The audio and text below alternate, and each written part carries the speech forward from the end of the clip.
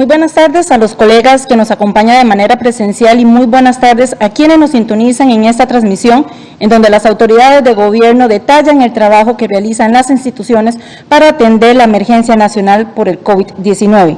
Saludamos a quienes nos acompañan esta tarde, al ministro de Salud, el doctor Daniel Salas, quien detallará el reporte epidemiológico de este jueves 30 de julio.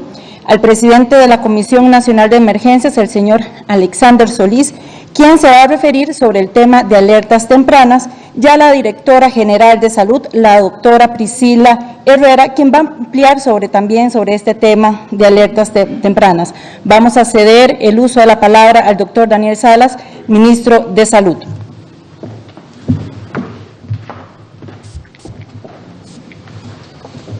Un saludo muy especial a don Alexander Solís, presidente de la Comisión Nacional de Emergencias, a la doctora Priscila Herrera, directora general de Salud, a todos los presentes y los que están siguiendo la transmisión.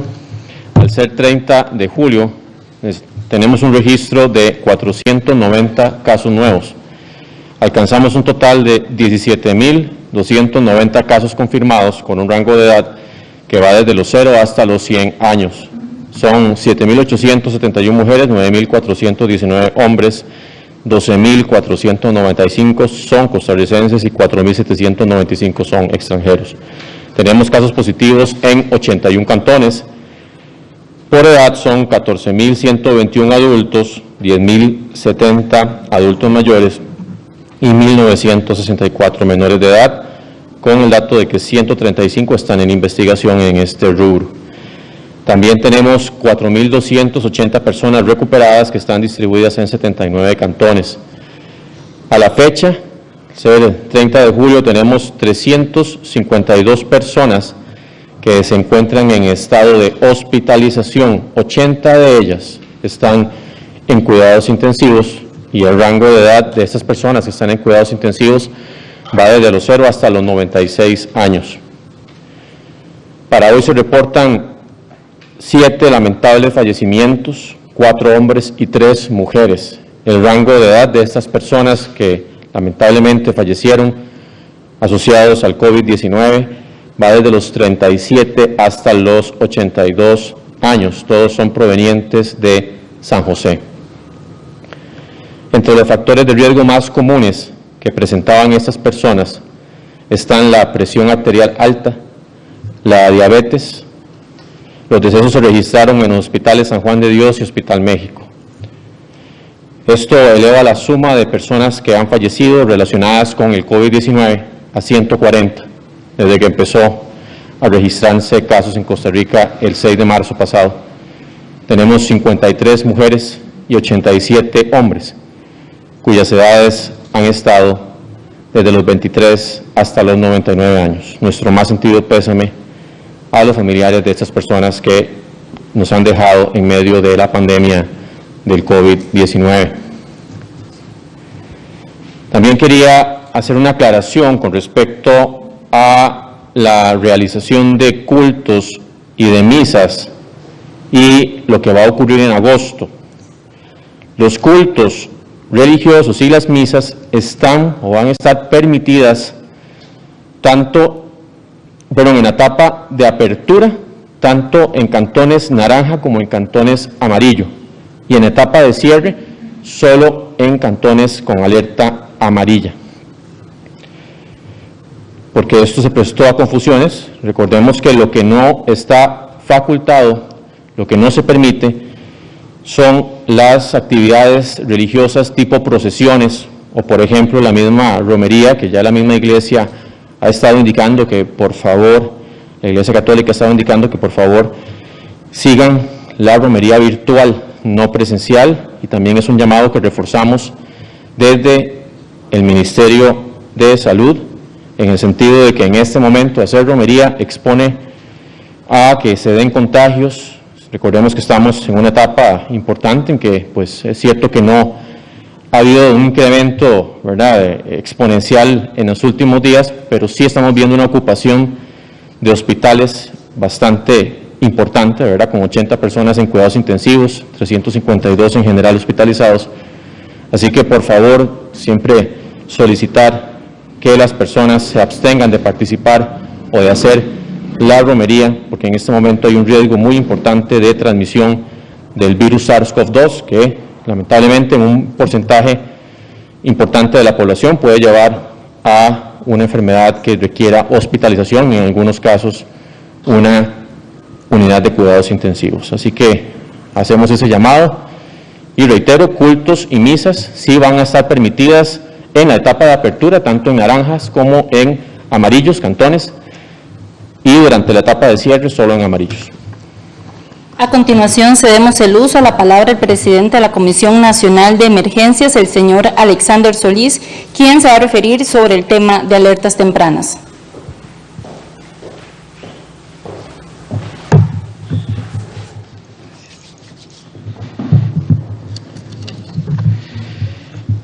Muy buenas tardes, doctor Daniel Quesada, ministro de Salud, doctora Priscila Herrera, directora general de Salud. Muy buenas tardes a quienes están en la sala y también a las personas que nos están siguiendo por los diferentes medios.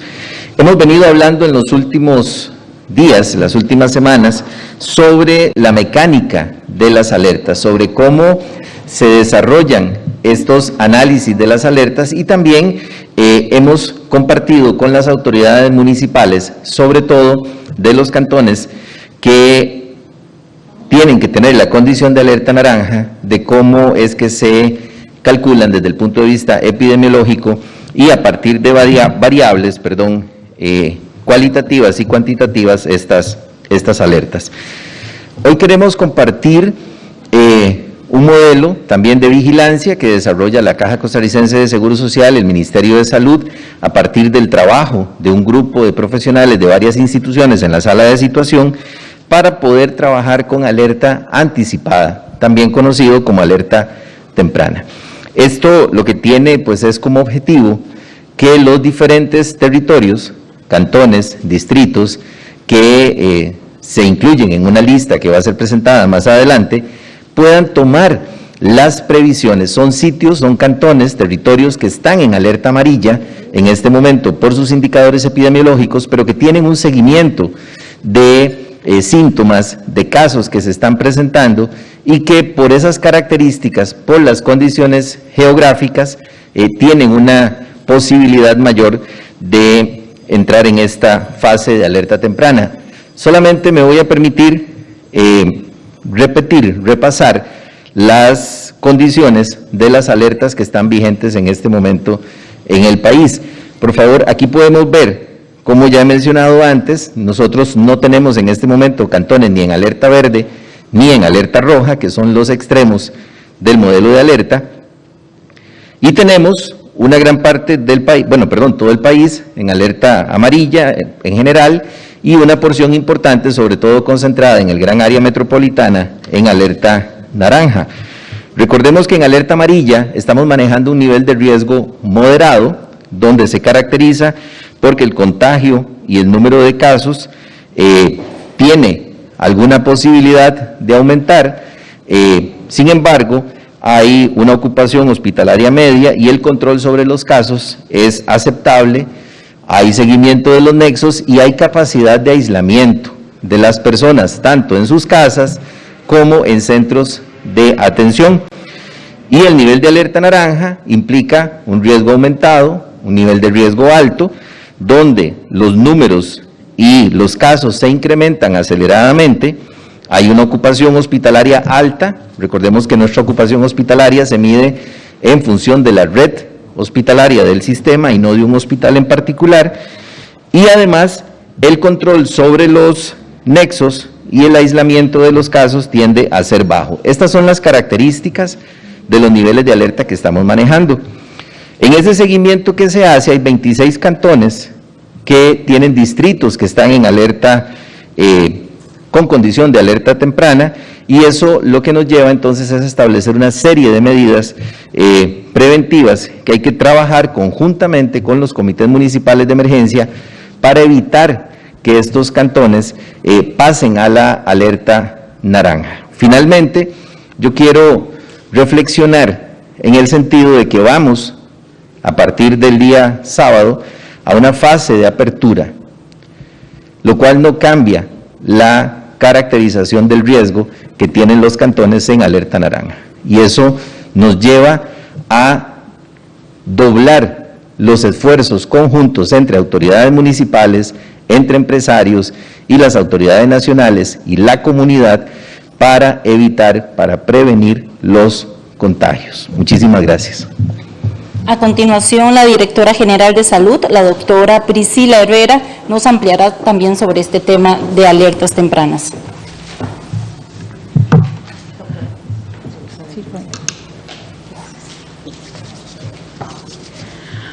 Muy buenas tardes, señor ministro de Salud, doctor Daniel Salas, don Alexander Solís, presidente de la Comisión Nacional de Emergencias, y a todos pues, que siguen esta transmisión. Como ya lo mencionó don Alexander, tenemos en esta alerta temprana que responde a una alerta sindrómica, que es básicamente la vigilancia de los síntomas de tos y fiebre y las consultas que se hacen en caja. Tenemos 51 distritos y 26 cantones, ¿verdad? Y en este momento voy a proceder a detallar, si pueden poner en la presentación, los cantones que tenemos en alerta temprana sindrómica. En la región Brunca, como ustedes pueden observar, tenemos el distrito, en el cantón de Golfito, el distrito de Puerto Jiménez. En el cantón de Osa tenemos el distrito de Palmar. En el cantón de Pérez Celedón tenemos a Pejivalle. Y en Buenos Aires tenemos los distritos de Buenos Aires y Potrero Grande. En la región Central Sur podemos observar que tenemos al cantón de Oriamuno, el distrito de Cot, cantón de Turrialba, el distrito Turrialba, Pavones y Chirripón. En el cantón de Alvarado tenemos el distrito Capellades, y en Tabasú, San Lorenzo y San Carlos. En la región Chorotega tenemos en el cantón de Cañas el distrito de San Miguel, en el cantón de Upala, Dos Ríos y Yolillal. En Liberia, el cantón de Liberia y distrito central Liberia, el cantón de Nicoya con el distrito de Nicoya, cantón Bagaces con el distrito central. En la región Guatara Atlántica tenemos en el cantón de Limón el distrito de Valle La Estrella, en Talamanca el distrito de Zixaola, Cagüita y Bratzi. En Guásimo los distritos de Guásimo, Pocora, Río Jiménez y Ducarí. También está el distrito Jiménez. En Pocosí tendríamos a Cariari, Rita, Guapiles, Jiménez, Roxana y Colorado. En Siquirres y Cairo, en Matina, Batán, Matina y Carandí. En la región Guatar Norte tenemos dos cantones, el de San Carlos con los distritos de Quesada, Cutris y Fortuna, Pocosol y Aguasarcas, y Los Chiles con los distritos de Los Chiles y El Amparo. En la región Pacífico Central tendríamos a el cantón de Esparza con el distrito Espíritu Santo, el cantón de Punta Arenas con los distritos de Punta Arenas, El Roble y Lepanto, y el cantón de Orotina con Hacienda Vieja. En la región Central Norte tendríamos finalmente el cantón de Belén con el distrito de San Antonio y el cantón de Atenas con su distrito central. Aquí es muy importante la previsión.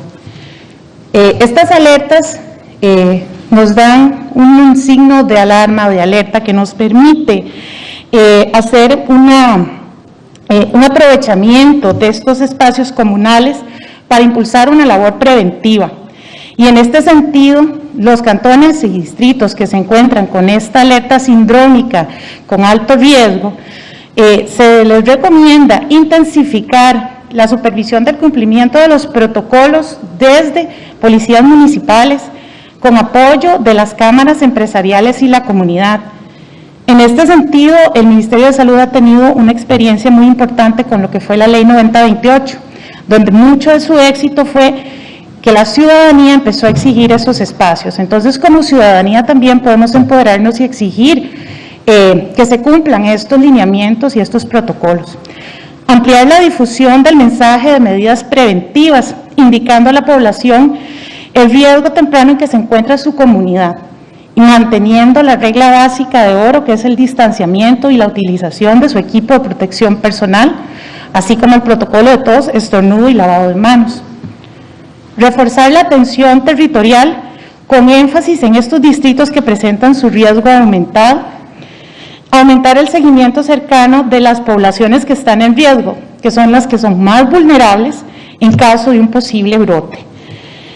También es importante que los comités municipales de emergencia vayan tomando las previsiones con el fin de visualizar esa necesidad, por ejemplo, de tener un centro de aislamiento ante posibles espacios donde se podrían ubicar, e igualmente ir buscando esas necesidades o identificando esas necesidades para prepararse de cara a una posible alerta, que podría no llegar si todos colaboramos y logramos pues controlar esas cadenas de contagio. Muchas gracias. Vamos a iniciar con el periodo de preguntas por parte de los colegas que nos acompañan de manera presencial. Iniciamos con Tomás Gómez del Observador. Por favor, Tomás, indicar a quién estaría dirigida su consulta. Gracias, buenas tardes a todos. Don Daniel, le pregunto primero a usted. Esta semana Google presentó los resultados del seguimiento de movilidad que ellos hacen y notoriamente las últimas semanas el país ha tenido mucho más movilidad de la que hemos tenido en otros momentos. Queríamos saber, en este escenario que en teoría estamos en martillazo, ¿qué valoración hacen ustedes de que el país efectivamente se esté moviendo más pese a las restricciones y a los esfuerzos que mantiene salud? Y a nivel institucional, ustedes, ¿qué valoración hacen de esto? Si consideran que ha fallado algo y qué ajustes quieren hacer en esta estrategia, sobre todo de cara a la próxima semana, que ya volvemos con un poco más de apertura. Y don Alexander, si nos puede precisar, en el caso de las alertas, no hay ninguna en alerta roja todavía, pero queríamos saber si hay alguno que esté cerca de la alerta roja y al estar en una emergencia por pandemia, ¿qué ajustes o qué cambios vendrían en caso de que un cantón o distrito llegue a este nivel? Iniciamos con el ministro de Salud, el doctor Daniel Salas. Gracias, don Tomás, por su pregunta. La movilidad es parte de que el país también tiene que seguir avanzando. No al mismo ritmo que avanzaba pre-COVID, pero tiene que seguir avanzando. Lo importante de la movilidad es que en medio de esta se respeten las medidas que se han venido indicando, ¿verdad? De la restricción vehicular, de los momentos en donde no se puede ir a algunos establecimientos. Y en general, pues sabemos que siempre hay multas, siempre hay sanciones que se aplican, pero la mayoría de la población acata. Entonces, no es un tema solamente de movilidad, sino en realidad es de que se esté moviendo el país, que no es natural, tiene que darse esto, pero que se estén respetando en la medida de lo posible todas las medidas que se han estado indicando. La segunda pregunta era con respecto a... ¿Qué ajustes van a hacer en esta estrategia entonces de cara a agosto, que ya vamos para una actividad más ampliada? Sí, no, los ajustes ya, en realidad, pues más bien ya se dieron a conocer ayer, ¿verdad? Que vamos a tener los 12 días, perdón, de cierre, los 9 de apertura, ¿verdad? Que vamos a empezar con los de apertura y que vamos a tener también, pues, diferentes configuraciones de apertura de actividades dependiendo de si estamos en fase de cierre o en fase de apertura y si es un cantón naranja o amarillo, ¿verdad? Que eso, pues, es lo que también han estado explicando los compañeros, que sabemos que cuando hay una alerta temprana también es para que se pongan las pilas los cantones que están en esas alertas tempranas, porque si no se ponen las pilas es probable que lleguen, pues, a progresar a un estado de alerta mayor. Y finalmente, nada más, para ustedes los resultados que nos ha dado este martillazo son positivos, ¿cómo los valoran? Yo creo que sí, Tomás. Estamos ya recuperando, bueno, hemos dicho que hemos avanzado un 10%, ya posiblemente haya resultados que nos dicen que hemos avanzado un poco más en recuperación de trazabilidad. La misma cantidad de casos, que sí es cierto que pues no es un número que tampoco estemos tranquilos del todo, ¿verdad? Tener 500, 600 casos, pero también si no hubiéramos aplicado lo que aplicamos estaríamos en una cifra mucho mayor. De la misma aceleración en camas UCI, en hospitalizaciones, es cierto que tenemos en estos momentos cifras más altas, pero de alguna forma no ha habido una aceleración mayor, ¿verdad? Podría haber sido mucho mayor. Entonces yo creo que el balance es en general positivo. Yo quería aprovechar ahora que estoy acá en micrófono, que también aclarar que las actividades de los cultos y las misas, recordemos que es con un máximo de 75 personas y usando cubrebocas, manteniendo 1.8 metros entre burbujas sociales. No se permiten cánticos, ¿verdad? Porque sabemos que cantar en público aumenta el riesgo de transmisión y todas las otras medidas que ya se han estado indicando, pero era importante indicarlo para que también hubiera calidad. Continuamos con el presidente de la Comisión Nacional de Emergencias, el señor Alexander Solís. Gracias. En relación con su consulta sobre la alerta roja, recordemos que ese es el escenario al que no queremos llegar. Es por eso que hemos estado trabajando muy fuertemente todos estos meses con grandes sacrificios en todas las áreas y particularmente en las áreas económicas y comerciales, pero también en todo el componente social. Ese es el punto al que no queremos llegar. En términos de los indicadores, cuando estamos en alerta naranja y el país pierde la capacidad de atender a las personas en los hospitales, tanto en salones como en UCI, es cuando se llegaría a establecer el nivel de alerta roja. Es muy posible que el nivel de alerta roja tengamos que trabajarlo a nivel nacional, porque recordemos que estamos hablando de la capacidad de la red hospitalaria nacional. O sea, es un escenario crítico en el que yo quiero insistir mucho, sobre todo porque venimos a una fase de apertura. Cuando hablamos de la fase de apertura, tenemos que reiterar en que el cumplimiento de las medidas, la prevención, la protección, aquí se vuelve clave. Y como he dicho en otros momentos, está en nuestras manos. Literalmente está en nuestras manos, no solo por el lavado de manos, sino porque nosotros somos los que vamos a determinar si podemos avanzar en ese proceso, tanto a nivel comunitario, tanto a nivel familiar, comunitario, como a nivel cantonal, a nivel de las empresas. Todos y todas tenemos un rol fundamental aquí en este proceso. Aquí quiero mencionar también que las medidas que se tendrían que tomar en una alerta roja son medidas pues prácticamente muy extremas, porque tendríamos que limitar completamente el contagio, porque ya no tendríamos capacidad de que las personas sean atendidas. Por eso hay que tomar todas estas medidas que estamos tomando.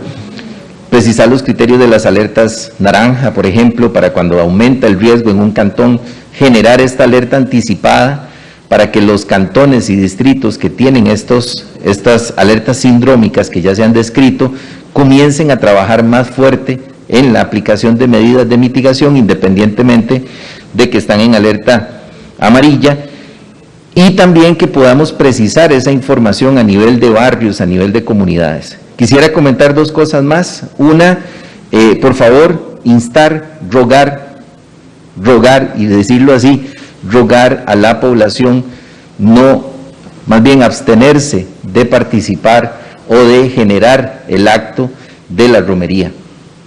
Es un acto de fe, pero ese acto de fe lo podemos hacer desde nuestras casas.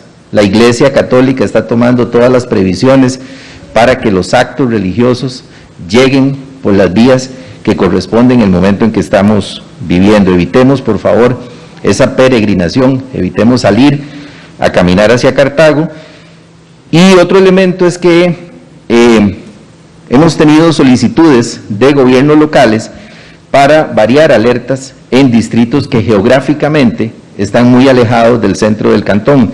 Estamos terminando de afinar todos los detalles epidemiológicos y operativos, y esas condiciones las podremos ver la próxima semana en la revisión de las alertas. Para precisar nada más con el tema de la alerta roja, ¿sería entonces para todo el país o hay posibilidades de que se estableciera solo en algunas regiones?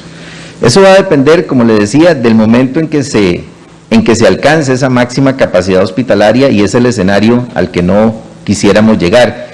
Definitivamente, si tenemos que elevar el nivel de alerta roja, prácticamente tendría que ser una alerta de orden nacional o eventualmente subregional. Muchas gracias. Continuamos con el colega Edgar Fonseca de puroperiodismo.com. Por favor, don Edgar, indicar a quienes estarían dirigidas sus consultas. Buenas tardes, señor ministro. Buenas tardes a los demás presentes aquí en el auditorio, y buenas tardes a quienes siguen esta transmisión en todo el país.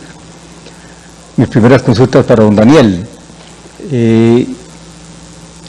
Se está insistiendo públicamente en cuanto al uso de productos no autorizados por salud para tratar pacientes COVID. ¿Cuál es su respuesta a quienes están en esa insistencia pública de ese uso de esos productos no autorizados hasta el momento por salud ni por instancias internacionales? Salud hizo esta mañana una advertencia en el sentido de que quienes vendan o promocionen este tipo de productos se exponen a sanciones, pero ¿qué pasa con quienes están promoviendo públicamente el consumo de esos productos que no están avalados oficialmente en estos momentos? Segunda consulta, don Daniel, dentro de los datos que usted revela hoy, más de 300 hospitalizados, 80 de ellos en unidades de cuidados intensivos. En este momento, ¿cuál es su estimación de que podría llegarse a un nivel de tope de máxima presión sobre el sistema hospitalario del país en cuanto a uso de camas y en cuanto a uso de unidades de cuidados intensivos por víctimas de la pandemia? Y estamos llegando al final de julio, señor ministro, con más de 16,000 casos prácticamente en un mes de contagios, las muertes multiplicadas y los casos activos con más de 11,000 en este momento. ¿Cuál es el balance que usted hace de lo que ha pasado en este mes? ¿Por qué ha pasado lo que ha pasado? ¿Y cuál es su perspectiva hacia adelante? Y una segunda consulta para don Alexander, sobre la restricción que empieza vehicular, que empieza a regir a partir del próximo sábado. Hay dudas entre los lectores en cuanto cuáles son las condiciones fundamentales de esa restricción durante los primeros 10 días de apertura y posteriormente los días que vienen de cierre, para ver si logra traérselo a lectores y usuarios que están interesados en ese sentido. Iniciamos con el ministro de Salud, el doctor Daniel Salas.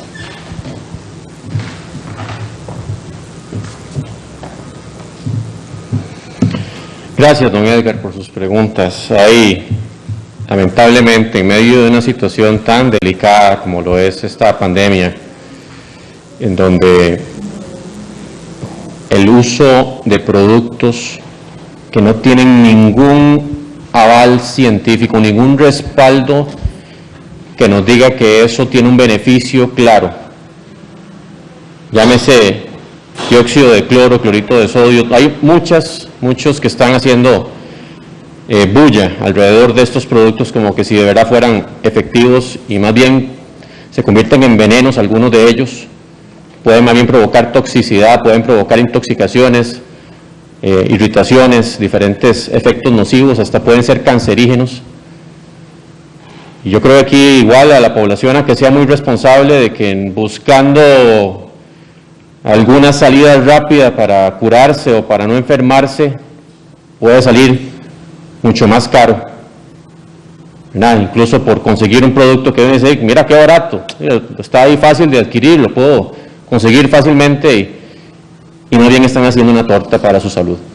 Entonces ahí sí hacer ese llamado a que por favor todas las personas sean muy responsables desde el punto de vista de cumplir los protocolos sanitarios, porque eso nos faculta que no tengamos un progreso a la claudicación del sistema de salud, pero también con respecto al uso de medicamentos, o no, ni siquiera medicamentos, digamos compuestos, que no tienen ningún respaldo científico y todo lo contrario, más bien ponen en peligro su salud. Y ya hemos hecho algunas denuncias, sobre todo cuando han habido profesionales de ciertas ramas en donde ya han estado promocionando esto. Lo hemos hecho las denuncias a los colegios respectivos y poniendo la denuncia incluso penal, porque esto ya cuando se sabe que son productos incluso que pueden provocar un perjuicio claro para la salud, están más bien atentando contra la salud, y es responsabilidad del Ministerio de Salud tomar acciones también al respecto.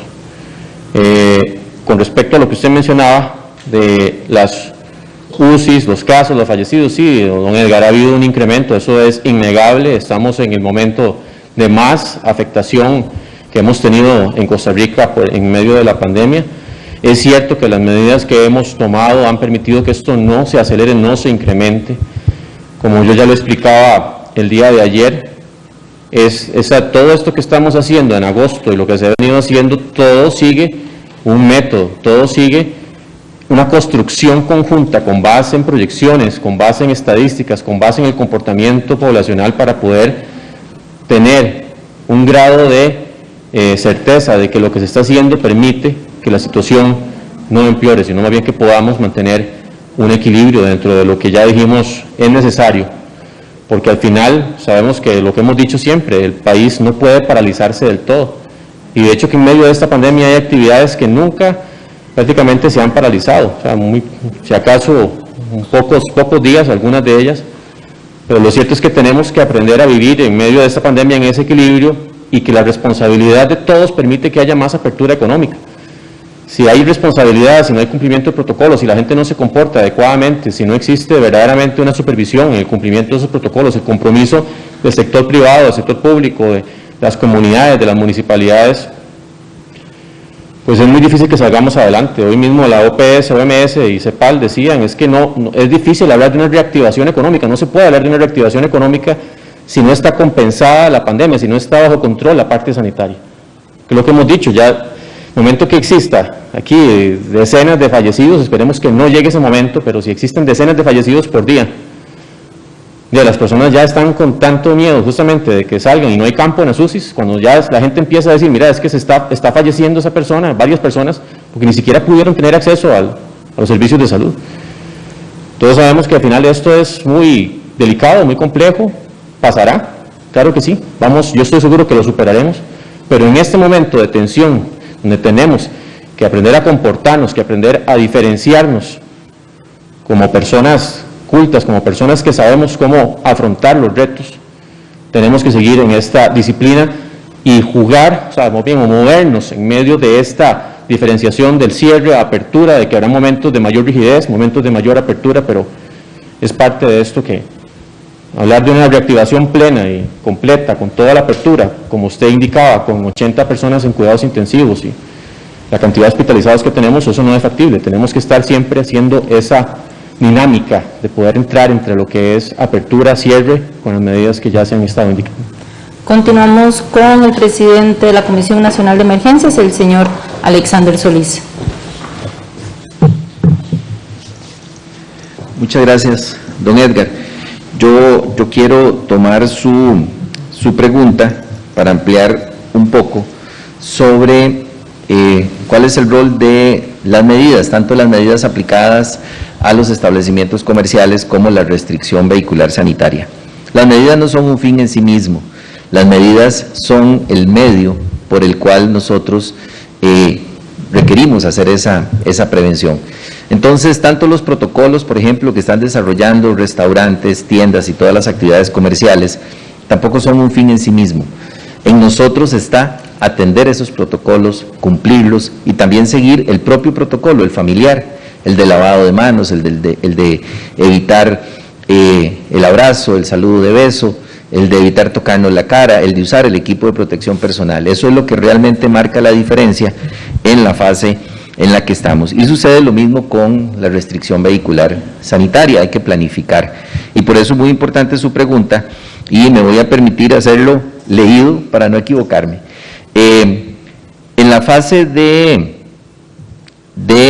apertura y en los cantones de alerta amarilla, o más bien en los cantones de alerta amarilla, independientemente de la fase, durante todo el mes de agosto, la circulación va a operar donde se permite circular de las 5 de la mañana a las 10 de la noche, entre semana, de lunes a viernes, y sábados y domingos de 5 de la mañana a 7 de la noche.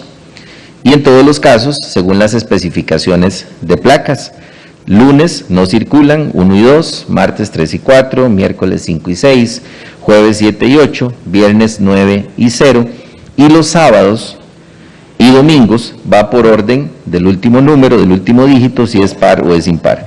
Los sábados no circulan las placas 0, 2, 4, 6 y 8, y los domingos no circulan las placas 1, 3, 5, 7 y 9.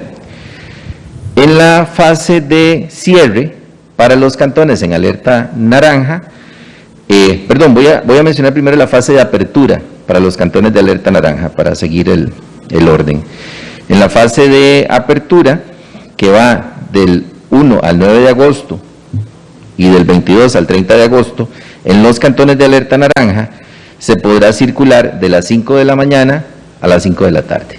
Reitero, cantones de alerta naranja, aún en fase de apertura, de 5 de la mañana a 5 de la tarde, y no circulan, salvo la lista de excepciones según números de placa, los lunes placa 1 y 2, martes 3 y 4, miércoles 5 y 6, jueves 7 y 8, viernes 9 y 0, y los sábados las placas par 0, 2, 4, 6 y 8, y los domingos las placas impar 1, 3, 5, 7 y 9.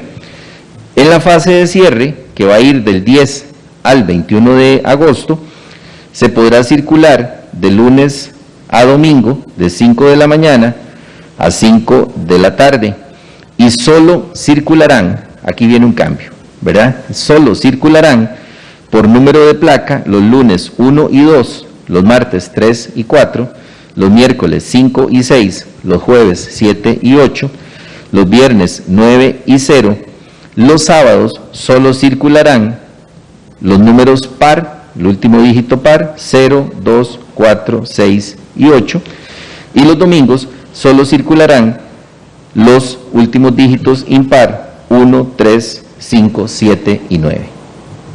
Muchísimas gracias.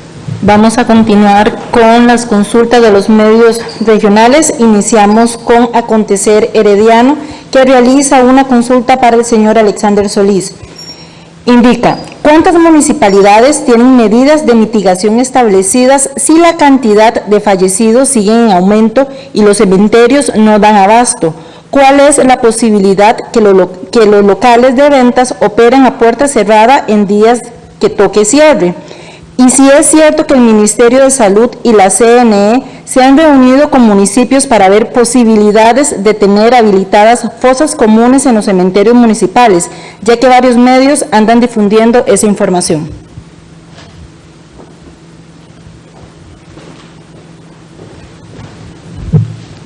Son varias y más bien cualquier cosa me ayuda si dejo alguna de lado.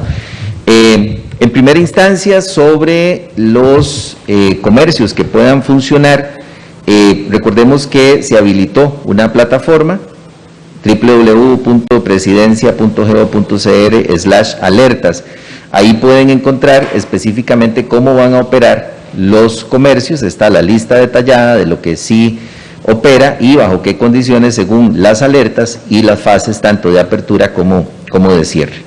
En términos del número de municipios que toman medidas de preparación, nosotros hemos mantenido contacto con absolutamente todas las municipalidades de los 82 cantones y las 8 intendencias municipales. Con ellos trabajamos permanentemente, han tomado las acciones desde el primer momento con sus policías municipales, con sus inspectores en el cierre de áreas públicas, en el saneamiento, que eso es fundamental. Los servicios básicos no se han paralizado y aquí un agradecimiento profundo a todo el sector municipal que desde el primer momento ha estado también en la primera línea coadyuvando con todas las instituciones en la implementación de las medidas locales y también asumiendo esos liderazgos. En los últimos días hemos estado conversando con ellos, ya incluso a mí me han estado llegando los planes locales que ellos están proponiendo justo a partir de la instancia del Comité Municipal de Emergencia y como decía la doctora Herrera ahora, en este rol de la advertencia temprana por la alerta sindrómica, cumplen un rol fundamental en el que hemos estado con ellos trabajando mano a mano. En términos de la ampliación de capacidad de cementerios, tenemos 2 o 3 solicitudes en el Plan General de la Emergencia de municipios que han solicitado presupuesto para ampliar su capacidad en cementerios, lo cual es una acción responsable, preparatoria, no podemos perderla de vista en el horizonte, aunque todos nuestros esfuerzos están orientados a evitar llegar a eso. Respecto al tema de fosas comunes, eso categóricamente lo digo, es falso. No estamos hablando de fosas comunes, no es una práctica que nuestro país haya utilizado en las últimas décadas, no es una práctica recomendada en manejo de emergencias y desastres, y si tenemos que planificar ampliación de cementerios, lo haremos guardando todas las costumbres, las condiciones sanitarias y también las costumbres y prácticas de nuestra sociedad. Muchas gracias. Para finalizar, consulta Mundo Escazú al doctor Daniel Salas. ¿Para cuándo se van a autorizar las pruebas rápidas? Hay ciertas expectativas con el uso de las pruebas rápidas y agradezco a Mundo Escazú por haber hecho la pregunta. Las pruebas rápidas no son para el diagnóstico de la enfermedad en la fase aguda. Tiene que pasar más de una semana para que empiecen a hacerse positivas. Y ya hemos dicho que existe una amplia gama de calidades en estas pruebas, algunas llevan a resultados que dicen que la persona ya tuvo la enfermedad cuando no la tuvo, y ese porcentaje puede ser amplio. Entonces, bajo ese control de calidad y tomando en cuenta que esto no es para diagnóstico, no sirven para decirle a la persona, usted está en este momento con infección, es cuando ya ha superado la infección justamente que ya empiezan a hacerse positivas. Entonces, nosotros ya hemos estado trabajando para validar las que verdaderamente consideramos tienen un rango de calidad aceptable, para que no haya, primero, un mal uso. No queremos ver por ahí que digan que las pruebas rápidas son para diagnóstico y que entonces ya con eso se va a poner la persona en cuarentena o cosas parecidas, ¿verdad? Porque ya no corresponde, ya pasó el tiempo. En la prueba rápida lo que se ve no es el virus, lo que se ve es la reacción de las defensas en el cuerpo ante la presencia del virus, y eso no ocurre en el momento de la infección propiamente, ocurre tiempo después. Y ya pues conforme tengamos los resultados de estas validaciones, ya se estarán aprobando posiblemente las que cumplan con los requisitos justamente de haberse registrado en agencias estrictas que llaman la OMS. Damos por concluida esta conferencia de prensa. Agradecemos la participación del ministro de Salud, el doctor Daniel Salas, del presidente de la Comisión Nacional de Emergencias, el señor Alexander Solís, y de la directora general de Salud, la doctora Priscila Herrera. Gracias por acompañarnos. Los esperamos mañana con una nueva actualización. Muy buenas tardes.